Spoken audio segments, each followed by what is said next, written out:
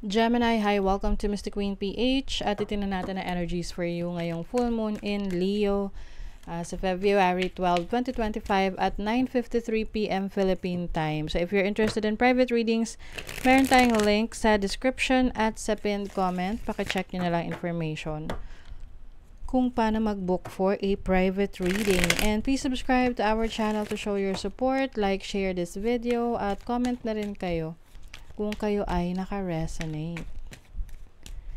Ayan. And thank you sa mga hindi nagsiskip ng ads. So, Gemini, itong full moon in Leo is happening in your third house of your communication, your learning, also your connection sa community, social media. Some of you, maaring meron kayong kailangang kausapin around this time, no? Na matagal nyo nang iniiwasang kausapin. This can be your friend, or pwede ring teacher mo, or someone in authority sa buhay mo, can be your boss, or kapatid, na hindi mo nasasabi yung totoong nararamdaman mo towards them. Maybe because iniiwasan mo yung conflict, no? Na ayaw mong maging complicated yung situation. Let's say meron kang sama ng loob, hindi mo na lang sinasabi kasi ayaw mo na lang ng gulo, ayaw mo ng issue, ayaw mong i-defend yung sarili mo, ayaw mong merong ma-offend. Kaya lang, syempre sabi nga, the more na tinatago mo yan sa sarili mo, the more that you create a war within yourself. So, parang nagpupumiglas yan sa sarili mo, na ikaw rin yung nahihirapan. Meron tong challenging aspect sa iyong 12th house, which is your mind, your spirituality, anything na nasa subconscious mo. So, if you really want na makagaan-gaan yan sa kalooban mo, you need to speak up. You need to tell that to someone na kailangan mong pagsabihan. Kasi ikaw rin yung mahihirapan na magdala niyan. Having the Sun and the Mercury in your 9th house, this is also about knowing new things. Maaring meron kang ina-explore na bagong belief system, or can be you are exploring spirituality, different forms of divination. Maari ring meron kang mentor na tumutulong rin sa'yo para ma-manage mo yung iniisip mo, yung thoughts mo, yung emotions mo. Kaya lang, kung sasarilinin mo talaga to, pwedeng bigla na lang sasabog. Merong magti-trigger sa'yo at boom, bigla ka na lang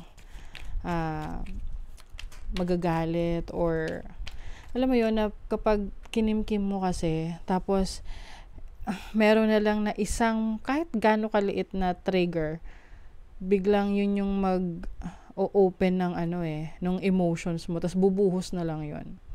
'Di ba? Na halimbawa tinitiis mo yung ginagawa sa iyo ng kapatid mo, na halimbawa meron siyang kalokohang ginagawa sa iyo, or tipong inaasar ka lagi, or parang tinitake advantage ka. This can be a friend or someone who is close to you. Tapos, dumating na dun sa point na napuno ka na. Tapos, magugulat ka na lang. Galit ka na, sumasabog ka na. And, even that person, magugulat rin sila. At maaring masamain nila yon, na parang babalik ta rin ka pa na ikaw yung may problema. 'Di ba? So, you have to somehow release that, no? Yung iba hindi talaga kayang sabihin harap-harapan. So, if hindi mo talaga kayang gawin yan, pwedeng may iba ka pang outlet para magawa yan, ma-release yan. You can write it down sa paper, sa journal. And then, ngayong full moon, lahat ng emotions mo na isulat mo. Tapos, pwede mo siyang i-burn. Kasi Leo energy yan ngayon. So, Leo is fire. So, pwede siyang, sinulat mo lahat ng sama ng loob mo, ganyan. Tapos, just say a prayer that you want to release this emotions na nagpapabigat sa kalooban mo. And then, you burn. Sunugin mo yung papel na yon sa full moon. And makakaranas ka ng paggaan ng kalooban. Just in case hindi mo talaga kayang sabihin. No? Let's see what else. You have the 6 of Cups, the 3 of Cups. I also see you na meron kang babalikan from your past. Hindi to relationship Pwedeng, this can be like a childhood memory, or pwedeng experience mo nung bata ka. Yung mga masasayang experience mo nung bata ka that will somehow inspire you, no? May inspire ka ulit to start something new, to explore new opportunities sa'yo. You have the Ace of Pentacles. Some of you pwedeng may plans kayo of getting into a new job, a new career, or a new business. You have the 2 of Cups. So, this can also mean pag-aayos, pagbabate, no? So, pwedeng iba sa inyo,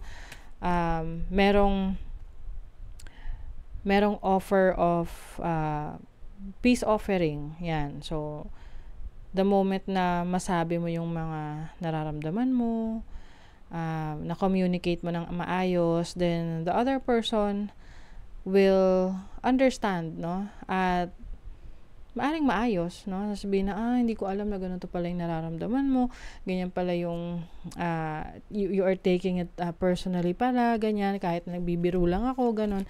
So, minsan kasi ganun na, lalo na sa magkakapatid. Also, the 4 of Pentacles. This is stability.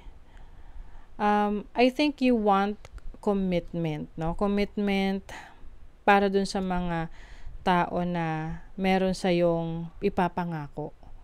Oo. Kung hindi nila kayang mag-commit sa'yo, then you might let them go sa buhay mo. But if they can commit, then definitely magsistay sila sa buhay mo. Nothing is yet set in stone, mutable. So, things can also change for you. Pwedeng magbago yung isip mo, magbago yung plano mo. Ang importante lang dito is, alam mo yung standards mo, alam mo yung morals mo, yung values mo. You and your loved ones are safe. Wow. So, this is protection para sa mga mahal mo sa buhay. You still want them to feel safe and to have a better life. The answers you need are coming. So, there's clarity in your situation right now. Kung ano yung mga dapat mong gawin para maayos kung meron mang conflict within your siblings or within the people na nakakataas sa'yo, can be your boss. I think you will be able to fix whatever this is. No? Magkakaroon ka ng clarity ngayon, and you will be able to release ano yung dapat mong i-release na hindi na nakakatulong sa'yo. So, that is your reading, Gemini. Thank you so much. See you again.